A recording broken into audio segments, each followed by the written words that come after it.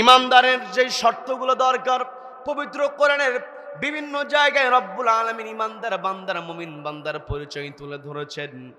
আমি আমার আলোচনার সূচনায় পবিত্র কোরআনের ৮ নম্বর সূরা আনফালের ২ নম্বর আয়াতে কারিমা তেলাওয়াত করেছি। যে আয়াতে রব্বুল আলামিন ইমানদারদের মুমিন বান্দার ৩টা বৈশিষ্ট্য তুলে ধরেছেন। সবাইকে বলতে হবে কয়টা বৈশিষ্ট্য? কোরআনের বিভিন্ন জায়গায় মুমিন বান্দার বিভিন্ন বৈশিষ্ট্য আছে, সেখান থেকে আমি একটা আয়াতে কারিমা তেলাওয়াত করেছি। এই যে মুমিন বান্দা আমরা সবাই হতে চাই কি চাই না? সবাইকে বলতে হবে হতে চাই কি চাই না? মুমিন বান্দা আমরা সবাই হব। মুমিন বান্দা যদি আমরা সবাই হতে চাই, কাজেই এই তাহলে আমাকে পৃথিবীতে আপনাকে প্রশংসা করতে হয়। অবশ্যই মুমিন বান্দার প্রশংসা বৈশিষ্ট্য কেবল অর্জন আল্লাহর করতে হবে। আল্লাহ কোরআনের ব্যতীত অন্য কেউ প্রশংসিত হতে পারে? None can be praised, only Allah will be praised. সবাই চিৎকার দেবেন আল্লাহু আকবার, আল্লাহু আকবার।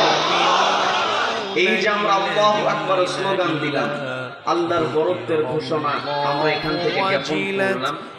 এই আল্লাহু আকবার স্লোগানের সঙ্গে আমার আপনার সম্পর্ক আছে না?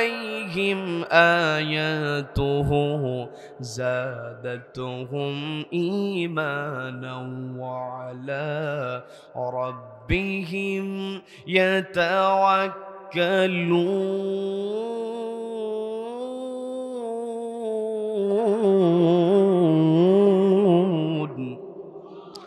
আল্লাহ স্পষ্ট বলেন ইন্নামাল মুমিনুন, তারাই হলো মুমিন আল্লাযীনা ইযা যুকিরাল্লাহ, যাদের সামনে আমি আল্লাহ আমার নাম উচ্চারিত হয়, ওয়াজিলাত কুলুবুহুম, অন্তরটা কেঁপে ওঠে। কার ভয়ে?